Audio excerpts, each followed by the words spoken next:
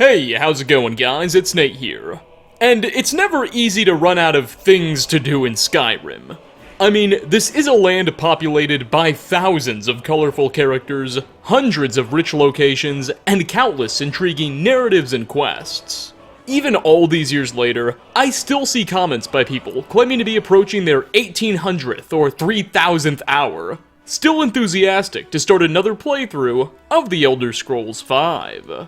But what if I were to tell you that, just in case you're somehow beginning to feel bored, or get the vibe that you've done all you could, there is a small handful of activities, alternate ways to approach certain quests, and in general just things you can do that you've probably missed thus far. Well, that's exactly what I'm here to tell you today. Sit back and relax as we take a look at 5 more things you probably didn't know you could do in The Elder Scrolls V Skyrim. Part 21.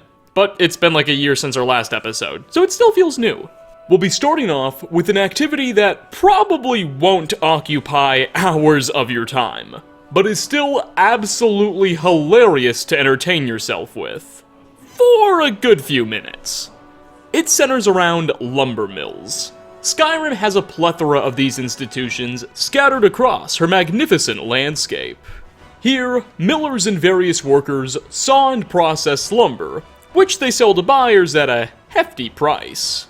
We can earn a pretty penny working at these mills ourselves, and they even provide valuable resources for players looking to build their own homes via the Hearthfire DLC. However, there's something else you can do at these places that I think is even more rewarding. You see, when a piece of wood is sawn in half at one of these places, the two sides will eventually fall into a large pile of cut timber, where after a few moments, they'll eventually disappear. This sudden vanishing is pretty necessary for some obvious reasons. If you could just let infinite logs pile up, theoretically, after some amount of time, you would just fill the whole world with logs, and that would have some serious consequences on the game's engine. Well, if you place an item on top of one of these logs, just before it disappears, something hilarious will happen. The item, once the log it's on has vanished, will just rapidly slingshot into the air at supersonic speeds. These objects will go far too. I've followed them before with no clip enabled, and oftentimes they'll just spew so far they go out of render distance, never to be seen again. Furthermore, when I say they go at supersonic speeds, I don't think that's a major exaggeration. I've had to slow this footage down by 90% in order to capture what you're seeing in real time. They'll go so fast, it's easy to think the objects have disappeared too. This is the most fun to do with corpses. At least, that's what I think. Maybe I'm just weird, but it can also be done with any other object, really. Cabbages, kettles, swords, carts. You name it, it can fly. So, what are you waiting for? Go out and shoot for the stars. Next on our list, we'll be taking a look at the quest, Hitting the Books, and a bit of an alternate twist you can make on it. We talked quite a bit about this mission before in our last Skyrim video, so I'll be brief as humanly possible in my synopsis of it. The mission revolves around 3 books that were recently stolen from the College of Winterhold's library. They were taken by a high elf student named Orthorn, who had hoped that by stealing the books and bringing them to a certain cabal of evil mages held up at Felglow Keep, the corrupted wizards would then let him join their little outfit. Unfortunately for him, he was wrong, and the mages not only took the books from him and didn't let him join, they laughed and imprisoned the poor guy in a cell. The College of Winterhold will send us to go out, recover their missing pieces of literature, and also hopefully bring back Orthorn too. Sure, he stole their books, but it's not like the people at the university want anything bad to happen to him. Anyway, the quest itself is one of my personal favorites in the game, because of all of the varying paths it can take. Normally, due to the way the dungeon is set up, you'll enter and as you fight your way to the back of the castle where the books are being kept, you'll run into Orthorn in his cage on the way, and be able to free him. From there, the two of you can continue to fight your way to the dungeon's final chamber, where you'll find the leader of this Dark Mage cult, along with the books. You'll have to defeat her in combat, grab the texts, and the quest will finally be completed. Oh, now a bit of a side note, it's possible to avoid this final boss battle entirely, as you can offer to give the woman Orthorn in exchange for the books, resulting in this hilarious scene. An arrangement, after you've destroyed so much? Fine, leave me the elf. You may go with your books. Wait, what? He gets the books, I get you. It's very simple. But why? This little adventure of yours has cost me a number of test subjects. I need more, and you'll do nicely. You wouldn't do that, would you? You wouldn't leave me here with her? I've got to get out of here. Why did I ever come here? However, longtime fans of the channel will know that we've discussed this part before. Instead, I'd like to point out what happens if rather than free Orthorn from his cage when you first find him, you leave him there. You instead just continue clearing the place out and eventually get your books without freeing him. If you do this and go back to the High Elf after doing everything else, you'll actually unlock some otherwise hidden, unique dialogue options. Take a listen. Have the books, do you? I mean, I'm very glad. That's wonderful. You could, you know, let me out of this cage now. All right, then. I'm not looking for a conversation. You'll be going back to the college then. I think perhaps I'll wait a bit before venturing there myself. Let this whole thing blow over, you know. Give certain parties a chance to forget what I may have done. Still, you've got me out of that cage, and I won't forget it. Thank you again, and good luck to you. Coming in at number 3, stamina is a pretty important metric to keep tabs on. Without it, you can't sprint, power attack, shield bash, or see that beautiful green bar at the bottom left-hand corner of your screen. Or right-hand corner, you get the idea. However, while I can't help you when it comes to sprinting, or looking at that corner, there is an interesting little trick players can employ to ensure that they are never prevented from being able to power attack or shield bash ever again, even when seemingly totally out of stamina. And that trick is vegetable soup. So, vegetable soup is a craftable food consumable that can be prepared at any cooking pot with a head of cabbage, a potato, a leek, and a single tomato. Its description doesn't initially come off as anything revolutionary. Restoring a single point of health and stamina every second for 720 seconds, or 12 minutes, well, that is 720 points of health and stamina, it's also coming in super slow. It's so slow, it's unlikely to make much of a difference while you're in the midst of combat. Heck, it won't even outpace your natural health and stamina recovery. So, depending on this to get you out of a pinch, probably is not in your best interest at all. But, because the game thinks that during these 12 minutes the vegetable soup is taking effect, you're constantly regaining stamina, something weird happens. It will actually allow you to shield bash and power attack no matter what, even when you're totally out of stamina during those 12 minutes. It's kind of weird to explain, but I think you get the idea well. For whatever reason, Skyrim's engine lets you continue power attacking and shield bashing so long as you're consistently regaining stamina. And vegetable soup ensures you are technically consistently regaining stamina for 12 minutes straight. And because vegetable soup is just so bloody cheap to produce, you shouldn't have any trouble keeping your inventory full of this stuff. Boasting such a long timer also means you probably won't need to consume more than one per combat engagement, if that. But knowing this, you'll never really need to worry about that stamina timer again.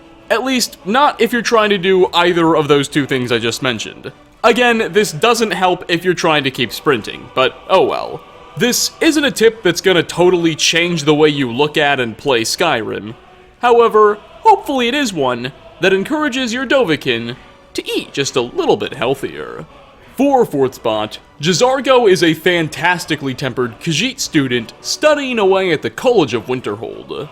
Notably, Jzargo is a bit of a narcissistic egomaniac. He doesn't think, He knows he's a better mage than any of his peers, and has no problem sharing such a fact with the Dragonborn, with little consideration for how respectful he comes across. When we first meet him, during our initial dialogue interaction with the furry feline, he'll express his confidence with the following statement.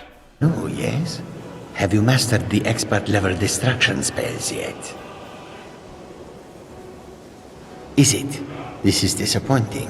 Jzargo hoped there might be one who could keep pace with his accomplishments. Well, there's a way to just ever so slightly humble this confident Khajiit, if you have the right perks.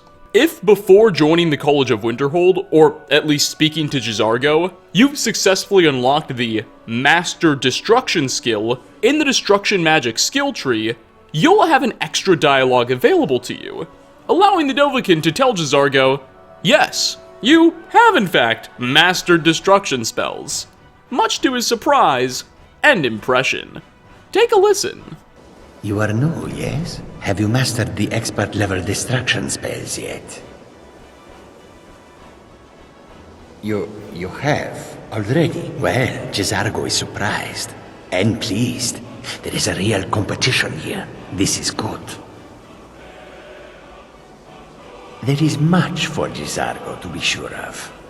I found this to be pretty neat, considering the fact that most players join the College of Winterhold very, very early on in a given playthrough, and unlocking the Master Destruction skill isn't something that usually happens very early. At least in my case, that's more of a late game thing.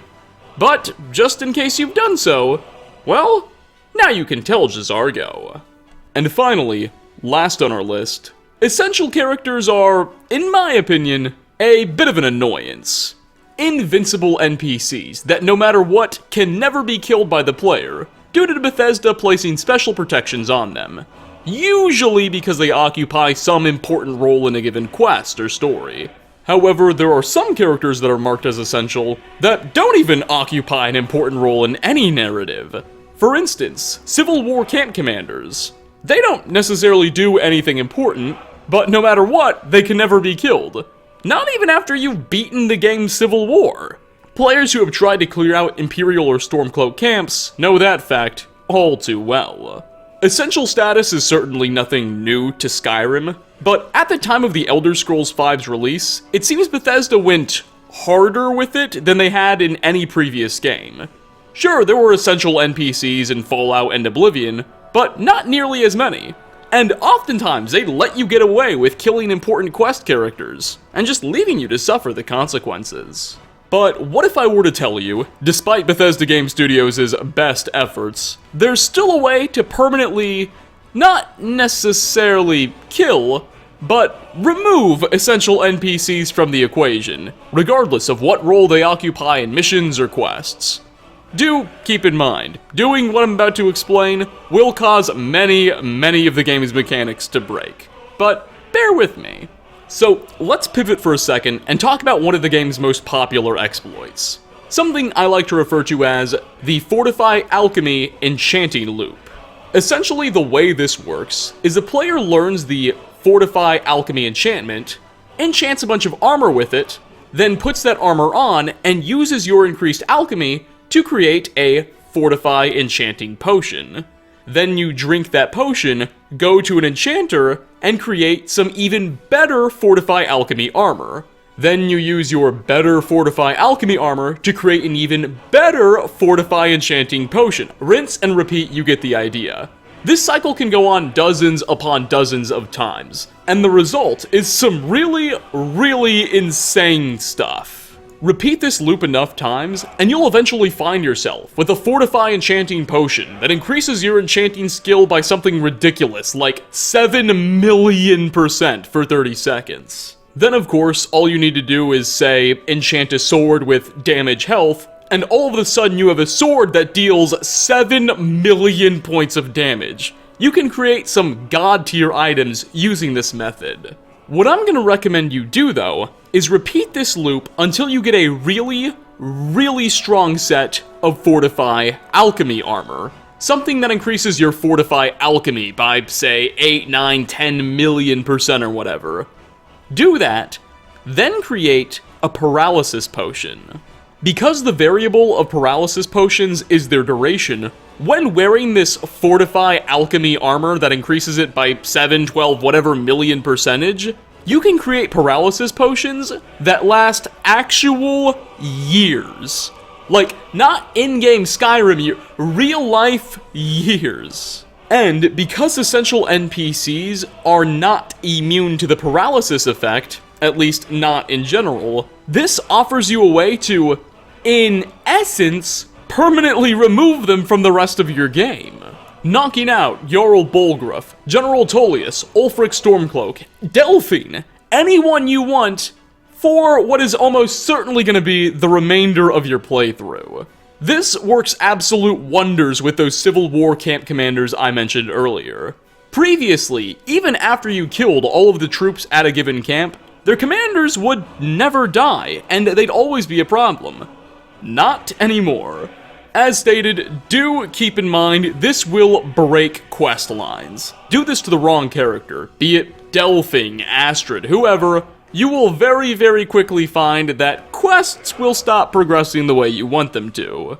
But it's your game, and if you want to take an essential NPC out of commission for effectively ever, well, you should be able to do that. And now you can, without even a single console command. And with that, we are going to wrap up our 21st episode of 5 Things You Probably Didn't Know You Could Do in the Elder Scrolls V Skyrim. Now, we've taken a bit of a year-long break from this series, mostly out of my own procrastination, not any real reasons, so hopefully you enjoyed its return, and maybe we'll explore it further with even more future episodes. Anyway, thanks so much for watching, and I hope to catch you all in my next video. Peace out, everyone.